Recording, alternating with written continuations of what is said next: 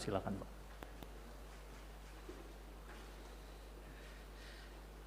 Bapak Ibu, rekan-rekan wartawan yang saya hormati, Assalamualaikum warahmatullahi wabarakatuh. Saya hadir di sini karena kemarin ada rapat terbatas dengan Presiden Jokowi. Kita membicarakan mengenai vaksin dan persiapannya.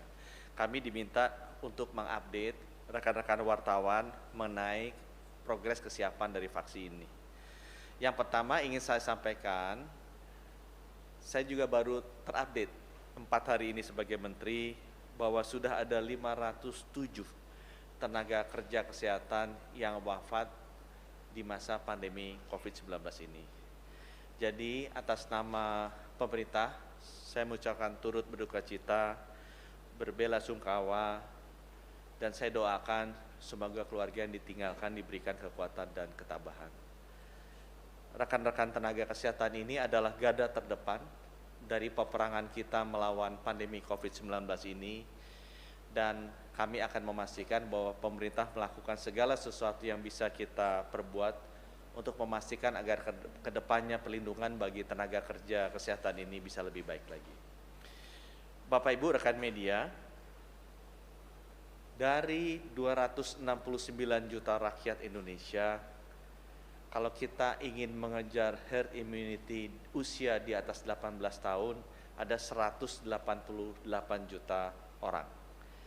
Dari 188 juta ini, kalau kita keluarkan yang memiliki komorbid berat, kita mengeluarkan yang juga pernah terkena COVID-19 positif, kita mengeluarkan ibu-ibu hamil yang masuk kategori eksklusi, jumlah yang menjadi target vaksinasi adalah 181 juta rakyat.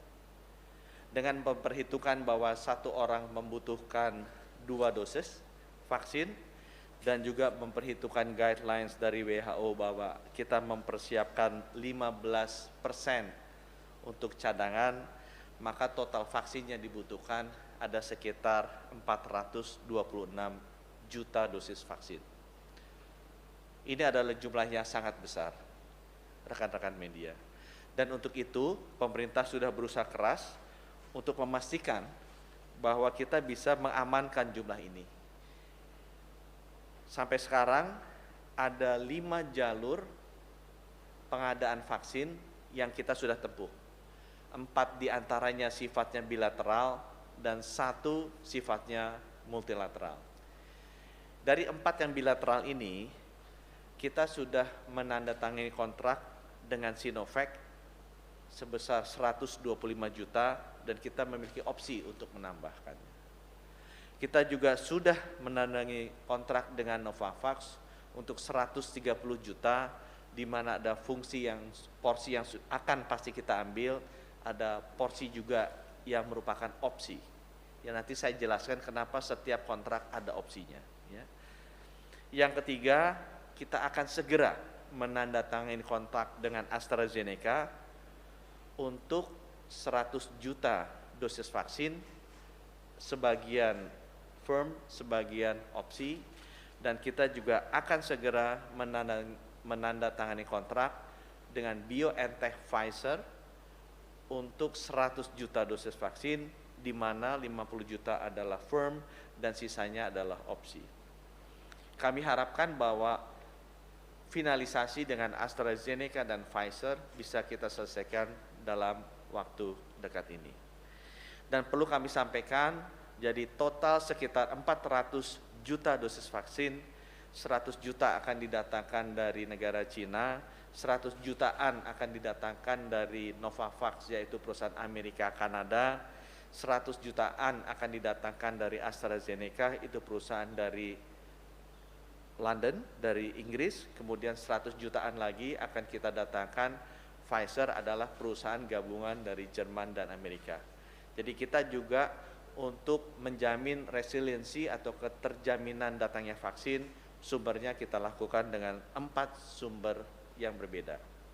Diharapkan bahwa vaksin-vaksin ini bisa datang secara bertahap ke Indonesia dan kita bisa segera melakukan penyuntikan bagi seluruh rakyat Indonesia yang 181 juta orang yang tadi saya sampaikan. Nah, hal yang penting yang saya ingin garis bawahi di sini adalah kita ada kerjasama multilateral dengan institusi yang namanya Gavi, merupakan bagian dari WHO, di mana mereka memberikan vaksin yang sifatnya gratis. Angkanya masih bergerak berapa dosis yang bisa diberikan ke Indonesia. Tapi range-nya antara 3% dari populasi atau 16 juta dosis sampai 20% dari populasi atau sekitar 100 juta dosis. Itu sebabnya kenapa kita membuat kontrak dengan opsi dari supplier vaksin yang ada tadi, yang 4 tadi. Supaya kalau ada kepastian dari pengadaan vaksin dari Gavi yang sifatnya gratis, kita tidak usah ambil dari mereka. Tetapi kalau misalnya vaksin dari Gavi ini belum bisa terdeliver sesuai dengan jadwal yang kita inginkan, kita sudah mengamankan supply dari perusahaan-perusahaan tersebut secara bilateral. Ini topik pertama mengenai pengadaan vaksin. Sehingga kita harapkan di awal tahun depan semua proses mengenai kesiapan pengadaan vaksin sudah selesai, dan kalau tadi Bapak Ibu teman-teman media lihat, kita sudah mensecure yang pastinya sekitar 330 juta dengan opsi juga sekitar 330 juta, sehingga kita sudah secure 660 juta. Kita ada buffer yang cukup kalau ada beberapa sumber yang kemudian gagal di uji klinisnya atau juga tertunda proses delivery-nya. Topik yang kedua yang saya ingin sampaikan adalah mengenai rencana vaksinasi. Ya, kalau tadi adalah mengenai ketersediaan vaksinnya. Topik yang kedua adalah mengenai rencana vaksinasi. Jadi kalau bisa ditampilkan materinya, chartnya, saya sampaikan bahwa rencana vaksinasi kita sudah berkonsultasi dengan ITAGI. Itu singkatan dari Indonesia Technical Advisory Group on Immunizations. Ini adalah badan independen yang memberikan advice ke Menteri Kesehatan terkait dengan program vaksinasi. Badan independen ini ada di setiap level. Jadi contohnya di WHO, ada juga badan independen WHO untuk imunisasi yang namanya SAGE, Special Advisory Group on Expert on Immunizations. Nah, kita berdiskusi dengan mereka dan tahapannya akan kami sampaikan sebagai berikut. Jadi tahap yang pertama akan dilakukan adalah vaksinasi ke tenaga atau petugas kesehatan, health workers. Di Indonesia ini ada 1,3 juta orang di 34 provinsi. Tahap kedua, kita akan berikan ke public workers atau petugas publik. Ini sekitar 17,4 juta orang. Kemudian tahap selanjutnya adalah masyarakat lansia di atas 60 tahun yang jumlahnya sekitar 21,5 juta orang. Sesudah itu, nanti masyarakat normal akan mulai diimunisasi. Untuk perbandingan teman-teman wartawan, setiap negara memiliki tahapan imunisasi yang berbeda-beda. Tapi yang seragam adalah semua negara pasti tahap pertamanya adalah tenaga kesehatan. Mengapa? Sekali lagi, ini adalah garda terdepan, ada orang-orang yang paling penting di masa